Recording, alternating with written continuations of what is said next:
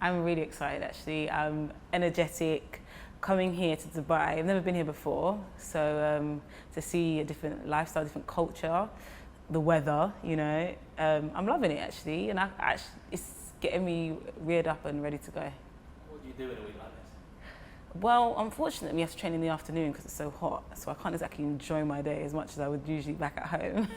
Look at me thinking about all the wrong things about it instead of focusing. But it's all really about training, focusing, and just making sure I get all the last little preps right, so that I can carry it in through to the championships. I know what I've done throughout the winter is going to hold me, but obviously these little bits of the last bits, it's like packing your suitcase. You have to make sure everything's in there, what you need, because there's no turning back after you go, and that's basically what I'm doing, packing my suitcase to go to Doha. This is obviously part of this is the GB team coming together again. How nice is it to sort of to reconnect with everyone and have that sort of that pack mentality again heading into a big competition? It's lovely because obviously everyone starts to look at the British team now. As much as we're always under the radar, people know that you don't know what to expect with the British team. And I think I just like being it's like going back to school again with all your friends, and it's like knowing that you're at the playground and you can have so much fun here, and you just want to support each other and just wish each other well, to be honest. It was a long way away from the heat of Dubai, but reflecting on indoors briefly, how did you feel that sort of went? Obviously it's a long season. How do you reflect on it? Extremely long season, extremely long. And yeah. I think I did it right. I mean, obviously you want to retain your title and win gold, but to come with 2 back-to-back championships and get a medal, I think I can handle that and take that on board. I've learned so much from that championships, and everything I've learned is just pushing me forward. Obviously I've equalled my PB this year, and I haven't run that fast since probably 2015. And knowing that I'm on the right path, I know basically years to come, even this championship and years to come, I've still got a lot more to push and give. I saw one of your blog posts ahead of the outdoor season. You compared it actually to like going on Love Island. Yes. It's a bit like jumping into the unknown, and I then know, lots of other girls pushing you as well. So I was just interested to hear a little bit more about that, really. How's it panned out along those lines? I definitely should have done one for the championships as well, actually. I should probably, if I get a chance, to do another one. But it is the truth, though, because it is the fear of unknown. You train so hard, and in this sport, nothing is guaranteed. You don't know what you're going to expect, because you don't know if you're going to get injured, you don't know if something goes wrong in training, or like all the stuff that you've worked so hard for is not going to plan out, and that's with every single athlete.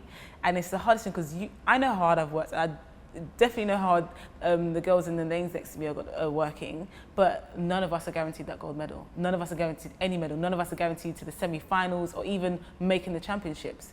And it's the hardest thing, because there's several athletes that haven't even made an Olympics, haven't made a World Championships, and you're working so hard for something that you can't feel or touch. And you feel like, why do we do it? Like, we don't have an ordinary job where we can go and just get a standard 9 to 5, which is probably something you wish for at times, because there's certain lows you get in the sport and you don't want to be in those lows. You feel that feeling, it's like, this is the worst moment of my life, why am I still doing it? But it's because of the love and the passion that we have, and the fear of the unknown of what could happen. Because yes, we're not guaranteed it, but the journey we get, the people we meet, there's this, it's so many different elements. Like, I learn so much each year about myself, about the sport, and the fact that people come to me about advice because I just know so much, but then it's still, I can't tell you the outcome because I don't even know. And I feel that is an element of surprise, and I like surprises, so that's what keeps me going. I remember hearing you interviewed after the trials, and obviously you came second, so you ticked that box. Yeah.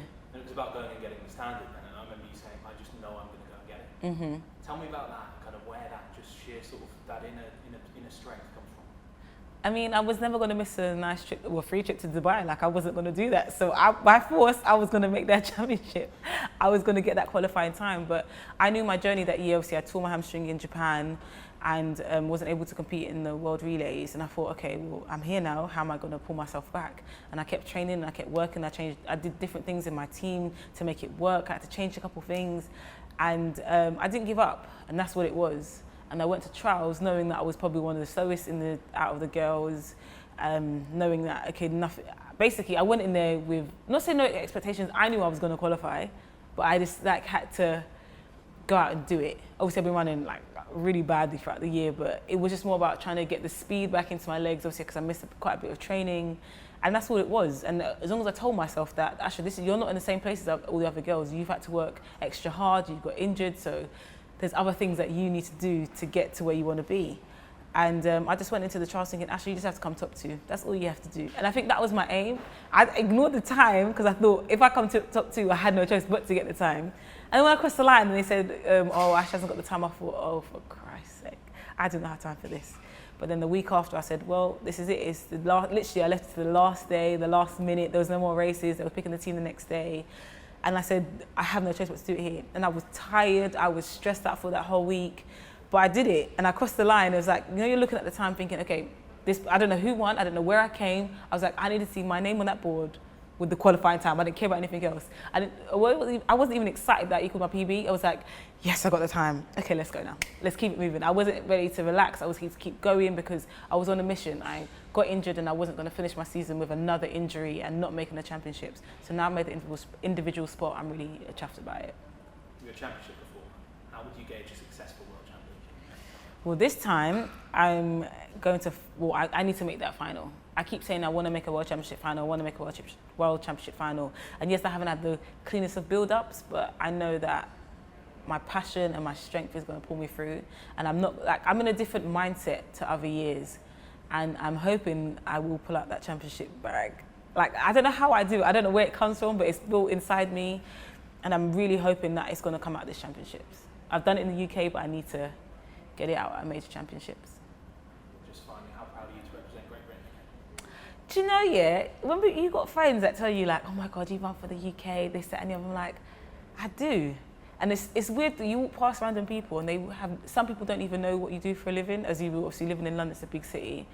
But it's like, I actually run for my country. I've got my kit that I get to put on, I get a vest, I get to look nice on TV, thinking that people knowing that I'm running for my country, knowing that there's so many people behind me, cheering me on. Like, there's no other better stadium to compete in as a home championships. But when you go abroad, it's like, those people at home are going to be watching you and they want you to do well. And it's such a great feeling. Like, I'm proud to be British and, you know, wear my flag, take my photos and stuff. So, no, it is one of the best feelings in the world. It's like a moment you don't want it to ever end.